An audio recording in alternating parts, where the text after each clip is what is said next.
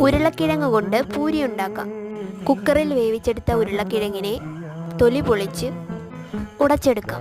മല്ലിയില, മഞ്ഞൾപ്പൊടി, മുളകുപൊടി, ആവശ്യത്തിനുള്ള ഉപ്പ് ഇത്രയും ചേർത്ത് നല്ലപോലെ കുഴച്ചെടുക്കുക. കുഴച്ചതിനെ ഗോതമ്പ് പൊടിയിലേക്കിട്ട് നല്ലപോലെ കുഴച്ചെടുക്കുക. കുറച്ച് വെള്ളം കൂടി തളിച്ചു കൊടുക്കുക. ഒരുപാട് വെള്ളം ഒഴിച്ചു കൊടുക്കരുത്. കുറച്ച് എണ്ണ തൊട്ട് കൊടുക്കാം. ചെറിയ ഉരുളകളാക്കിയെടുത്ത് പരത്തിയെടുക്കാം. ചെറിയ കട്ടിക്ക് വേണം പരത്തിയെടുക്കാൻ. ഒരുപാട് നൈസായിട്ട് പരത്താതിരിക്കുക. ദേ ഈ പരുവത്തിനിരിക്കണം. പരത്തി എണ്ണയിലേക്കിട്ടാൽ ബോൾ പോലെ പൊങ്ങി വരണം. അതിനെയാണ് പൂരി എന്ന് പറയുന്നത്. ദേ ഇങ്ങനെ പൊങ്ങി വരണം. വെള്ളം കുടിക്കാത്ത നല്ല അടിപൊളി പൊട്ടറ്റോ പൂരി റെഡി. ഒരുപാട് തീ കൂട്ടി വെക്കരുത്, കരിഞ്ഞു പോവും. ചെറിയ തീയിലിട്ട് വേണം പൊള്ളിച്ചെടുക്കാൻ. സോയാബീൻ കറി കൂട്ടി കഴിക്കാം.